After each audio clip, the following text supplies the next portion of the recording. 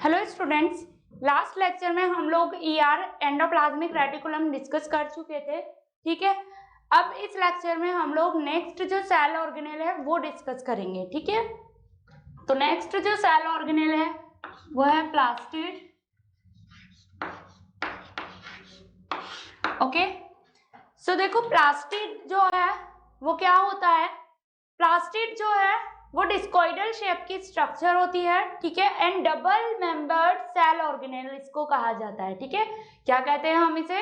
Double membered cell organ. ठीक है, double membrane होता है यह। ठीक है, तो इसीलिए इसको जो है हमने डबल मेंबर्ड जो सेल थी मेम्ब्रेन, ठीक है, उसमें कंसीडर किया था। ठीक है, डिस्कोइडल शेप है। ठीक है, फिर देखो इसकी जो स्ट्रक्चर होती है, इसका क्या फंक्शन है? ये फंक्शन करता है सोलर एनर्जी जो होती है। ठीक है, सोलर एनर्जी को यूज करता है एंड कन्वर्ट करता है किसमें?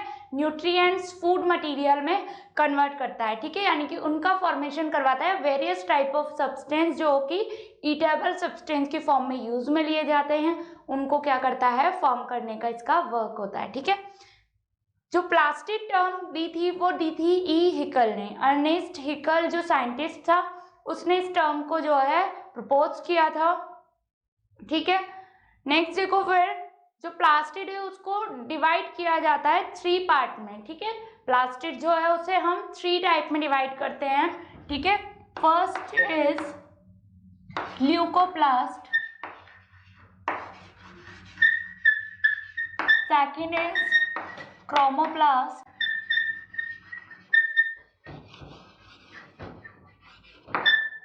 and third is chloroplast. Okay, first is leucoplast, second is chromoplast and third is chloroplast. Okay, leucoplast जो होते हैं या ल्यूकोप्लास्टिड जो होते हैं, ये इनका क्या फंक्शन होता है? जनरली देखो इनका फंक्शन क्या है, ये जो है फूड स्टोरेज में जो है यूजफुल होते हैं। ठीक है, कहाँ पर ये प्रेजेंट होता है? जनरली जो रूट वाला पार्ट होता है सोइल की बिलो सोइल में जो पार्ट प्रेजेंट होता है, जो जनरली रूट ही प्रेजेंट होती है।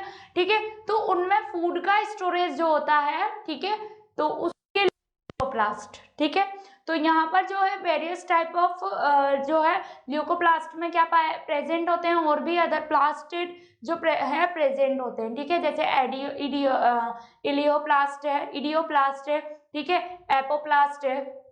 ठीक है, तो इनका क्या फंक्शन है? स्टोरेज करना। ठीक है, फूड का स्टोरेज किया जाता है। नेक्स्ट है क्रोमोप्लास्ट। क्रोमोप्लास्ट जो है जनरली कहाँ प्रेजेंट होता है? तो क्रोमोप्लास्ट का जो है फंक्शन क्या है कि फ्रूट्स और जो फ्लावर्स हैं, ठीक है, फ्रूट्स एंड फ्लावर्स जो है, फ्रूट्स एंड फ्लावर्स, ठीक है, तो उनमें जो कलर होता है, तो कलर के लिए रेस्पॉन्सिबल होता है कौन सा प्लास्टिड? क्रोमोप्लास्टिड। ओके, तो chromoplast is responsible for color in fruits and flower. Okay, clear? Next is chloroplast. So chloroplast is the main plastid because it synthesize the food material. Okay, यानी कि food का क्या करता है? ये मटेरियल, फूड मटेरियल को जो है प्रिपेयर करता है, या फूड का प्रिपरेशन में क्या होता है? फूड प्रिपरेशन में हेल्प करता है। ठीक है, तो ये फोटोसिंथेटिक क्या होता है? प्लास्टिड होता है या फोटोसिंथेटिक सब्सटेंस होता है, बिकॉज इसी की प्रेजेंस में जो है फोटोसिंथेसिस का प्रोसेस कंप्लीट होता है। क्लोरोप्लास्ट जो है जनरली कहाँ प्रेजेंट होता है? तो ये जनरली जो एरियल पार्ट होता है उसमें प्रेजेंट होता है, जो जैसे लीव्स जो है, ठीक है, और बहुत से कुछ ऐसे प्लांट्स भी जिनके स्टेम में भी जो है क्लोरोप्लास्ट प्रेजेंट होता है, जैसे ओपनशिया जो प्लांट है, ठीक है, तो उसमें स्टेम में जो है प्रेजेंट होता है क्या? क्लोरोप्लास्ट। ओके, तो ये तो हमने प्लास्टिड के जो है 3 टाइप में से डिवाइड किया था, ये बात की। नेक्स्ट देखो प्लास्टिड की स्ट्रक्चर की अगर हम लोग बात करें तो कैसी होती है स्ट्रक्चर? डिस्कोइडल शेप जो है इसकी जनरल स्ट्रक्चर होती है, किसमें? प्लांट्स में। ठीक है, ऑल प्लांट्स में कैसी होती है स्ट्रक्चर? डिस्कोइडल शेप एल्गी में जो है क्लोरोप्लास्ट या जो प्लास्टिड है, इसकी जो स्ट्रक्चर है उसमें क्या होता है, वेरीज करती है वो, यानी कि वेरिएबल होती है, चेंजेबल होती है, ठीक है। तो वेरियस टाइप ऑफ शेप वहां पर देखने को मिलते हैं एल्गी में। ओके, यू शेप भी पॉसिबल है, यू डिस्क शेप, ठीक है। इसके बाद स्पिंडल शेप, कप शेप, ठीक है। तो ये सारे शेप्ड जो है मतलब इन सभी शेप्ड के जो है क्लोरोप्लास्ट या जो प्लास्टिड है वो जनरली देखने को मिलते हैं किसमें, एल्गी में, ठीक है। अब देखो जो क्लोरोप्लास्ट होता है, क्लोरोप्लास्ट में थाइलेकोइड जो है, थाइलेकोइड को क्वांटासोम कहा जाता है। क्या कहता है, क्वांटासोम। और क्वांटासोम जो है क्या किसकी यूनिट होती है, क्वांटासोम जो है वो फोटोसिंथेटिक यूनिट उसे बोला जाता है। बिकॉज फोटोसिंथेटिक यूनिट हमने उसे क्यों बोला, बिकॉज क्वांटासोम के थ्रू ही क्या किया जाता है, लाइट को एब्जॉर्ब किया जाता है, ठीक है। सो दैट्स व्हाई, इसीलिए हम लोग उसे क्या बोल रहे हैं, फोटोसिंथेटिक यूनिट। ओके, क्लियर हुआ। नेक्स्ट देखो, प्लास्टिड में 2 पार्ट्स प्रेजेंट होते हैं, एक होता है ग्रेना पार्ट और एक होता है स्ट्रोमा पार्ट, ठीक है। ग्रेना पार्ट जो है वो ग्रेना पार्ट क्या होता है, जिसमें क्या रहती है, जो लैमेली होती है, ठीक है। इसमें लैमेली भी इसको बोला जाता है, ठीक है। तो वो एक दूसरे से क्या होती है, कंबाइन होकर के एक स्ट्रक्चर का फॉर्मेशन करती है, ठीक है, जिसे हम लोग क्या बोलते हैं, ग्रेनम, ठीक है। और ग्रेनम पार्ट में ही क्या होता है, जो लाइट रिएक्शन होती है वो कंप्लीट होती है, ठीक है, क्लियर। नेक्स्ट होता है फिर स्ट्रोमा पार्ट। स्ट्रोमा पार्ट में जो है डार्क रिएक्शन होती है कंप्लीट, ठीक है। तो ये हमने बात की किसकी, प्लास्टिड की। फंक्शंस की इसकी बात करें तो फंक्शंस जो है वो क्या होगा, तो मेन फंक्शन क्या है, वही फूड का क्या करना, फूड का प्रिपरेशन करना, यानी कि ये क्या करता है, जो वेरियस टाइप ऑफ फूड है, ठीक है, स्टार्च है, ठीक है, फिर कार्बोहाइड्रेट, इनका प्रिपरेशन करने का इसका क्या होता है, फंक्शन, मेन फंक्शन होता है, ठीक है। नेक्स्ट देखो, फिर इसके अलावा जो ल्यूकोप्लास्ट है, प्लास्टिड में ही जनरली प्रेजेंट, उसको जो है काउंट किया जाता है। तो ल्यूकोप्लास्ट का क्या फंक्शन है, तो देखो ल्यूकोप्लास्ट जो होता है वो क्या कर रहा है, ल्यूकोप्लास्ट जो है फूड स्टोरेज का वर्क करता है। इसके बाद जो यहाँ पर हमने बात की क्रोमोप्लास्ट, तो क्रोमोप्लास्ट का क्या फंक्शन है, क्रोमोप्लास्ट प्लांट को जो है फ्रूट एंड उसके जो फ्लावर है उन्हें जो है कलरफुल बनाता है, ठीक है। तो कलर जो होता है वो क्रोमोप्लास्ट की वजह से ही वहाँ पर होता है, ठीक है। और फ्लावर्स जो है वो क्या करते हैं, तो कलरफुल पार्ट होने की वजह से इंसेक्ट्स जो होते हैं वो इससे डायरेक्टली क्या होते हैं, अट्रैक्ट होते हैं। और इस इंसेक्ट के अट्रैक्शन से, यानी कि इंसेक्ट के थ्रू इनमें या प्लांट्स में जो है पॉलिनेशन की प्रोसेस क्या होती है, कंप्लीट होती है, ठीक है, क्लियर। तो ये हमने बात की थी किसकी, प्लास्टिड की। नेक्स्ट अब हम जो नेक्स्ट टॉपिक डिस्कस करेंगे वो है mitochondria. Okay, next topic is mitochondria. Mitochondria,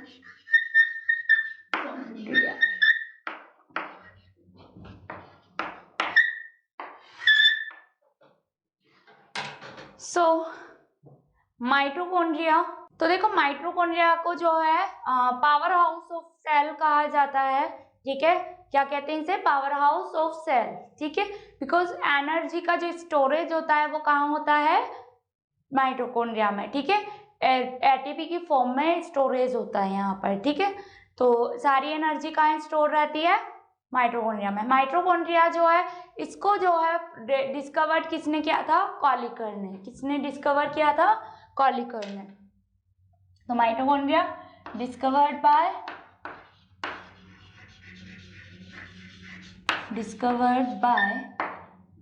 कॉलिकर and name given by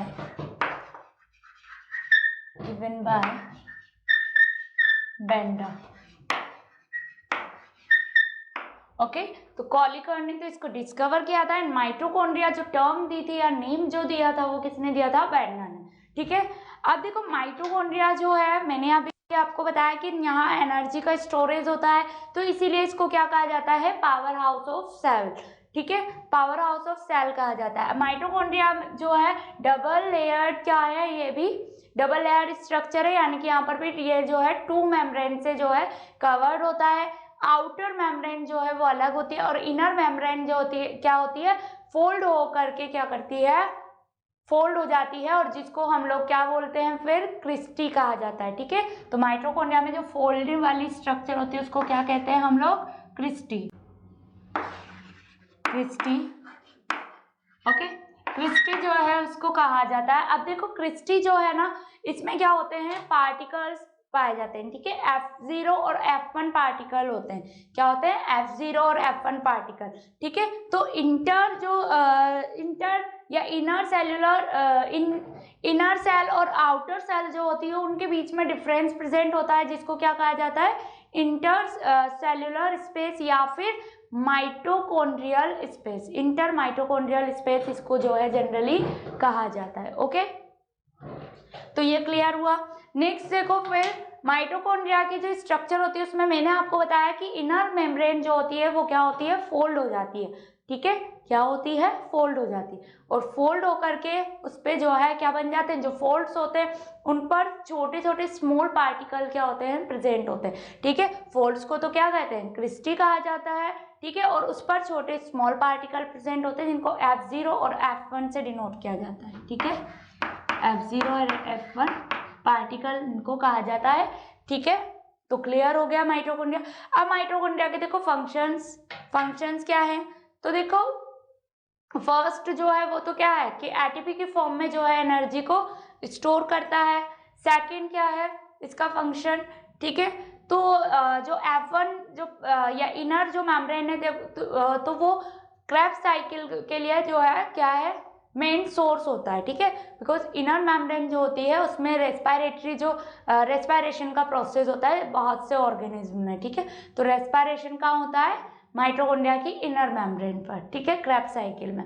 और अदर जो है अदर जो एंजाइम है या जो भी और अदर जो हार्मोन है उनका सिक्रीशन भी इससे होता है। जनरली एंजाइम का सिक्रीशन इससे होता है। ठीक है, तो ये क्लियर क्या, माइटोकॉन्ड्रिया। ठीक, नेक्स्ट देखो, आफ्टर डिस्कसिंग ऑफ माइटोकॉन्ड्रिया, ठीक है, और next topic is Golgi body. Golgi body, okay, Golgi body को जो है फर्स्ट ऑफ ऑल डिस्कवर किस, ठीक है, तो इसीलिए इसका जो नेम है वो क्या दिया गया, गोल्गी बॉडी। ठीक है, गोल्गी बॉडी जो है वो कैसी स्ट्रक्चर है, ट्यूब लाइक स्ट्रक्चर होती है। ठीक है, गोल्गी बॉडी जो है वो कैसी स्ट्रक्चर है, ट्यूब लाइक स्ट्रक्चर है, और साइटोप्लाज्म में, जहां साइटोप्लाज्म में कोई भी अदर सेल ऑर्गेनिज्म जो है प्रेजेंट नहीं होता है, वहां पर जो है कौन प्रेजेंट होता है, गोल्गी कॉम्प्लेक्स या फिर गोल्गी बॉडी प्रेजेंट होता है। ठीक है, अब गोल्गी में डिवाइड किया गया है। ठीक है, यानी कि इसके जो है 4 कंपोनेंट पाए जाते हैं या 4 कंपोनेंट होते हैं। तो कंपोनेंट जो है वो कौन कौन से हैं, cisternae, second is tubules, third is vacuoles, and 4 is vesicle। ठीक है, first is cisternae, second is tubule, and third is vacuole, and 4 is vesicle. Okay, now देखो अब इनको जो है हम लोग डिस्कस करेंगे। तो देखो सिस्टर्नी वाला जो पार्ट होता है वो कैसा होता है, लॉन्ग पार्ट होता है। ठीक है, कैसा पार्ट है, लॉन्ग फ्लैटेन पार्ट होता है। ठीक है, सिस्टर्नी।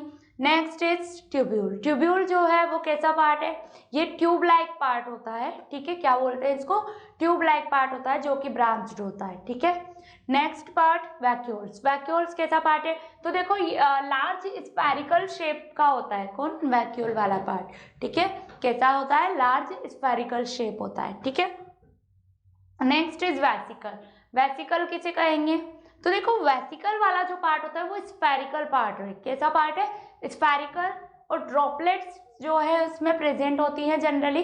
ठीक है, तो उसने वेसिकल कहा जाता है। ठीक है, तो सिस्टर्नी क्या होती है, लॉन्ग फ्लैटेन पार्ट होता है जिनको सैक्यूल कहा जाता है, ठीक है। तो 4 to 8 सैक्यूल्स जो है जनरली गोल्गी कॉम्प्लेक्स में या गोल्गी बॉडी में प्रेजेंट होती है, ठीक है। फिर ट्यूब्यूल तो मैंने बताया ही है, ट्यूब लाइक स्ट्रक्चर होती है, ठीक है। वैक्यूल लार्ज स्ट्रक्चर है, ठीक है। एंड वेसिकल जो है स्फेरिकल स्ट्रक्चर होती है, ठीक है। नेक्स्ट देखो आप इसके जो है फंक्शन की हम लोग बात करेंगे। तो देखो फंक्शंस जो है गोल्गी कॉम्प्लेक्स का है, गोल्गी बॉडी का, तो वो देखो फर्स्ट जो फंक्शन है वो क्या है कि ये एज अ पैकेजिंग सब्सटेंस की फॉर्म में या पैकेजिंग मेम्ब्रेन भी इसको कहा जाता है, बिकॉज ये क्या करता है जो दूसरे अदर सब्सटेंस है उनको कवर करने का वर्क करता है। क्या करता है? ये कवर करने का वर्क करता है, कवर, ओके। तो इसीलिए पैकेजिंग मेम्ब्रेन इसको कहा जाता है। सेकंड पॉइंट या सेकंड फंक्शन जो है वो क्या है, जो एक्रोसोम होता है, ठीक है। एक्रोसोम स्पर्म का जो है हेड का पार्ट होता है, ठीक है। तो उसके फॉर्मेशन में जो है इंपॉर्टेंट रोल प्ले करता है कौन? गोल्गी कॉम्प्लेक्स या गोल्गी बॉडी, बिकॉज इसमें जो है या हेड जो होता है स्पर्म का वो किससे फॉर्म होता है? गोल्गी कॉम्प्लेक्स से। और इसमें जो है क्या प्रेजेंट होते हैं? प्रोटीन्स वाले जो है जनरली एंजाइम प्रेजेंट होते हैं जो क्या करते हैं एग की जो सेल होती है या वॉल होती है उसको क्या करते हैं? ये रप्चर करने के लिए या उसको जो है इजीली मेल्ट करने के लिए क्या कर होते हैं? रेस्पॉन्सिबल होते हैं या उसका डाइजेशन कर देते हैं, ठीक है। फिर देखो गोल्गी कॉम्प्लेक्स जो है वो क्या है? ग्लाइकोप्रोटीन का फॉर्मेशन करता है, ठीक है। क्या करता है? गोल्गी कॉम्प्लेक्स ग्लाइकोप्रोटीन का जो है फॉर्मेशन करवाता है, ठीक है। तो क्लियर हो गया आपको ये फंक्शंस इसके। एंड जो वाइटेलाइन जो एग होते हैं, ठीक है, वाइटेलाइन मेम्ब्रेन है, उनमें मेन कंपोनेंट होता है कौन? गोल्गी कॉम्प्लेक्स, ठीक है। तो वाइटेलाइन एग मेम्ब्रेन जो है वो सीक्रेट होती है किसके थ्रू होगी? गोल्गी कॉम्प्लेक्स के थ्रू, ठीक है। तो ये इसके मेन फंक्शंस होते हैं, ओके, क्लियर। नेक्स्ट जो है अब स्ट्रक्चर वो है लाइसोसोम।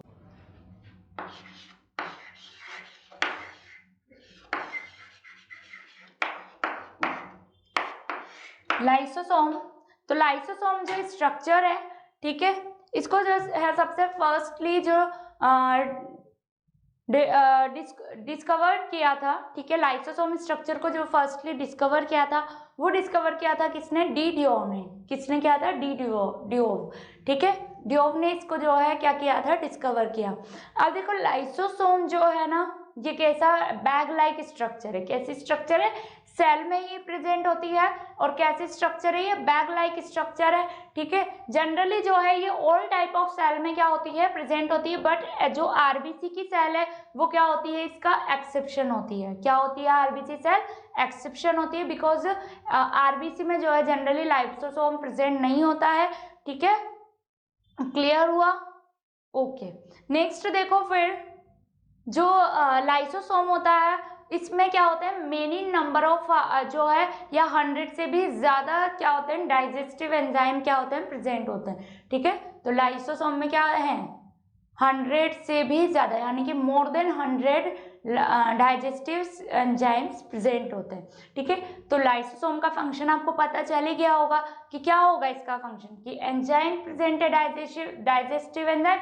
तो सेल में जो भी क्या होंगे रॉ मटेरियल होगा या फिर जो वेस्टेज होगा उसका डाइजेशन करने के लिए क्या करेगा? इसका वर्क करेगा, यानी कि इसका फंक्शन क्या है? डाइजेशन का फंक्शन, ठीक है। क्लियर हुआ? अब देखो जो लाइसोसोम्स होते हैं तो उनके टाइप्स हैं, ठीक है। उनको क्या किया गया है? डिवाइड किया गया है। तो फर्स्ट जो होता है वो है प्राइमरी लाइसोसोम, ठीक है।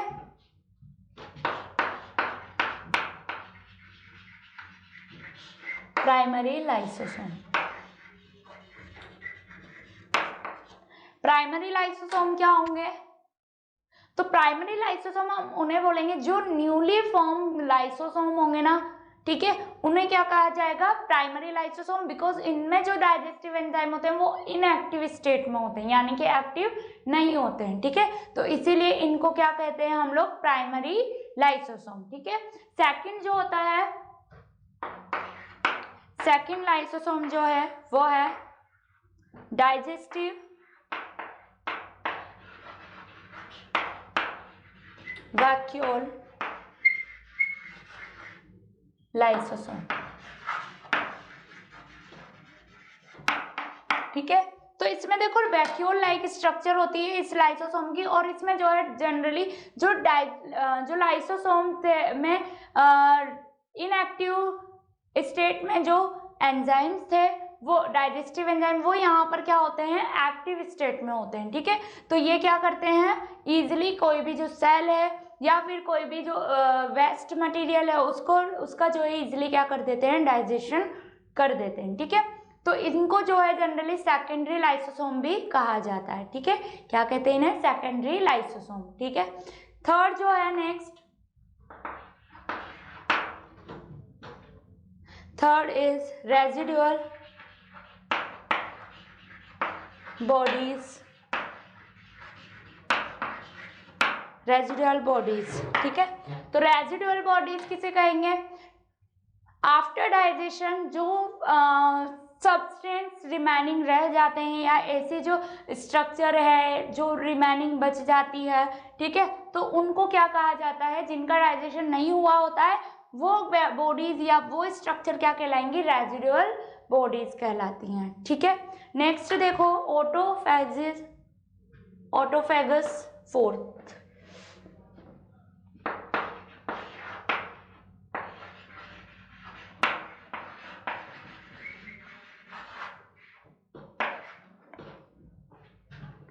ऑटोफेजिक लाइसोसोम। ठीक है, तो ऑटोफेजिक जो लाइसोसोम होंगे ये क्या करेंगे, जो साइटोप्लाज्म में जितने भी साइटोप्लाज्म में जो वेस्ट मटेरियल होता है या जो रेजिडुअल बॉडीज है उनका जो है डायरेक्टली क्या करते हैं, ये डाइजेशन कर देते हैं। ठीक है, क्या करते हैं, ये डाइजेशन कर देते हैं। ठीक है, तो इसीलिए इनको क्या कहा जाता है, ऑटोफेजिक लाइसोसोम। ठीक है, अब देखो लाइसोसोम के जो फंक्शन है, तो फंक्शन क्या होंगे इसके, कि इसमें जो है many number of hydrolysis enzyme जो है प्रेजेंट होते हैं, यानी कि डाइजेस्टिव एंजाइम प्रेजेंट होते हैं, तो डाइजेशन का वर्क करते हैं। ठीक है, नेक्स्ट है जो ओल्ड सेल होती हैं जिनकी क्या होती है, डिवाइडेशन की कैपेबिलिटी खत्म हो चुकी होती है, तो उनका जो है क्या करती है, डिस्ट्रॉय करने का या उनका जो है डाइजेशन कराने का वर्क करते हैं कौन, लाइसोसोम। ठीक है, इसके अलावा जो है और अदर जो भी वेस्टेज जो सब्सटेंस है उनको भी डाइजेस्ट करने का वर्क करती है कौन, लाइसोसोम। बट लाइसोसोम कभी कभी क्या करती है, खुद की अपनी ही सेल को डाइजेस्ट करती है, यानी कि ये क्या करती है, सैक के टाइम पर क्या होता है, जब सैक का टाइम होता है तो उस टाइम पर ये क्या करती है, अपनी ओन सेल को डाइजेस्ट कर देती है। ठीक है, तो उस कंडीशन में खुद की सेल का डाइजेशन करेगी तो क्या होगा, जो सेल है वो डाइजेस्ट हो जाएगी और सेल की क्या हो जाती है, डेथ हो जाती है। ठीक है, तो इसीलिए जो है लाइसोसोम को क्या कहते हैं हम, सुसाइडल बैग। क्या बोला जाता है लाइसोसोम को, सुसाइडल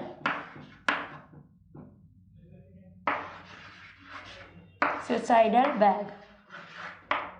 ठीक है, लाइसोसोम को सुसाइडल बैग कहा जाता है। Clear, okay. तो ये तो हमने बात की किसकी, लाइसोसोम की। ओके, नेक्स्ट जो अब सेल ऑर्गेनेल है वो है राइबोसोम।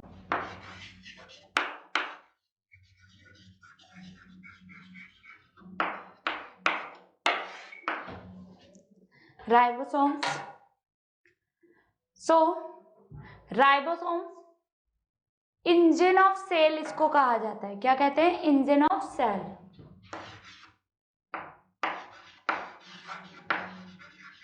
इंजन ऑफ सेल होता है राइबोसोम।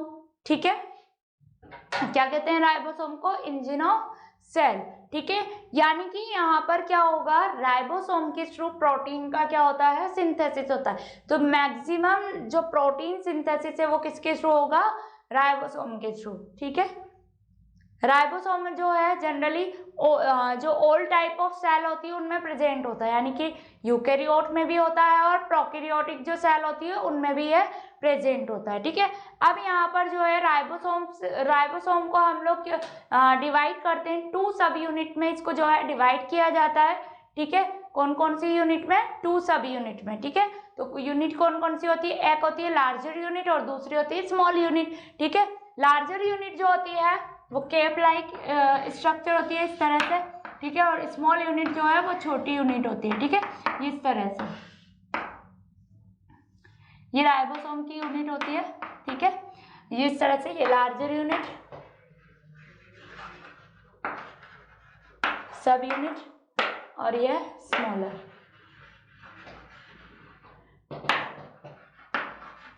ठीक है, तो 2 टाइप में जो है यूनिट के बेसिस पर इसको डिवाइड किया जाता है, ठीक है। तो 2 टाइप से कैसे होता है, देखो प्रोकैरियोट और यूकैरियोट दोनों में डिफरेंट टाइप ऑफ राइबोसोम्स जो हैं वो प्रेजेंट होते हैं, ठीक है। अब डिफरेंस कहाँ है, तो देखो प्रोकैरियोट जो होते हैं या प्रोकैरियोटिक जो सेल है, प्रोकैरियोटिक सेल में 70S type of ribosome present होता है। कैसा? 70S ribosome type of ribosome present होता है, ठीक है। 70S का मीनिंग है कि इसमें लार्जर जो सब यूनिट होती है या लार्जर जो यूनिट है वो तो है 50S, और यहाँ पर जो स्मॉलर यूनिट है वो होती है इसमें 30S, ओके।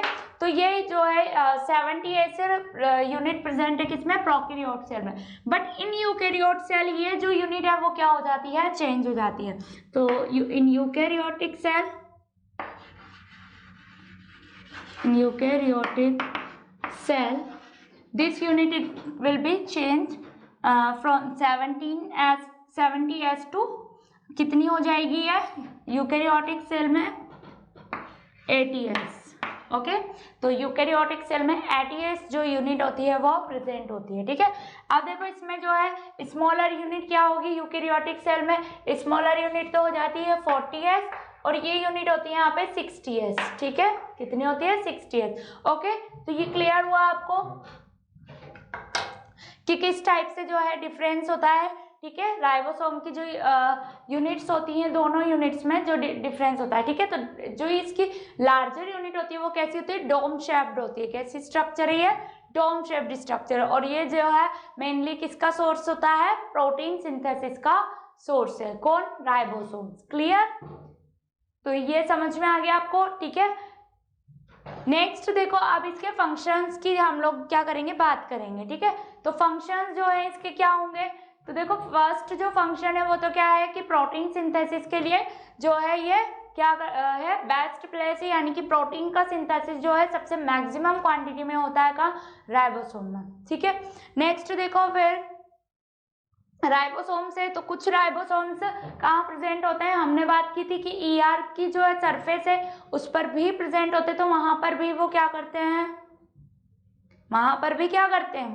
वो प्रोटीन का सिंथेसिस का वर्क करते हैं, यानी कि पूरी जो सेल की प्रोटीन है उसका फॉर्मेशन कहाँ किया जाता है?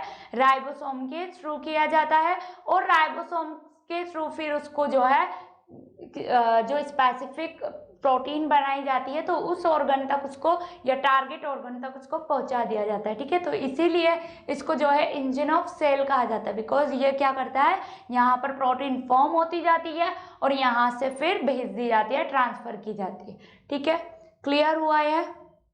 इसके बाद देखो इसमें एक वर्ड आता है क्या? पैरोक्सिसोम, ठीक है। तो पैरोक्सिसोम जो है वो कैसे फॉर्म होगा? तो देखो पैरोक्सिसोम जो है ना वो क्या होता है? एक तरह की राइबोसोम से रिलेटेड ही क्या है वो स्ट्रक्चर होती है, ठीक है। पैरोक्सिसोम उसको बोला जाता है, ओके। तो ये जो है हमने क्या डिस्कस किया आज? अभी के टुडे जो हमने लेक्चर डिस्कस किए हैं, ठीक है। इस लेक्चर में हमने क्या डिस्कस किया? हमने इस लेक्चर में कौन कौन से सेल ऑर्गेनेल डिस्कस किया, हम समराइज कर लेते हैं। तो देखो फर्स्टली जो है हमने डिस्कस किया था क्या? प्लास्टिड, ठीक है। प्लास्टिड सेल ऑर्गेनेल हमने डिस्कस किया था स्टार्टिंग में। नेक्स्ट उसके जस्ट बाद हमने डिस्कस किया क्या? उसके बाद हमने डिस्कस किया माइटोकॉन्ड्रिया या माइटोकॉन्ड्रिया, ठीक है। आफ्टर दैट हमने डिस्कस किया माइटोकॉन्ड्रिया के बाद क्या डिस्कस किया? Golgi complex. गोल्गी कॉम्प्लेक्स के जस्ट बाद हमने डिस्कस किया था लाइसोसोम, और लाइसोसोम के बाद हमने डिस्कस किया क्या? राइबोसोम, ठीक है। क्लियर? तो ये क्लियर हुआ आपको, ठीक है। तो यहाँ पर जो है हम लोग इस लेक्चर को यहीं पर ही क्या करते हैं? कंप्लीट करते हैं। नेक्स्ट लेक्चर में हम लोग जो है इसका जो रिमेनिंग पार्ट है वैक्यूल, ठीक है, वो हम डिस्कस करेंगे। और यहाँ पर जो है सेल डिवीजन को भी हम क्या करेंगे, डिस्कस करेंगे। माइटोटिक और मियोसिस डिवीजन जो है वो किस तरह से होता है, हम उसकी बात करेंगे। ठीक है, ओके, थैंक यू।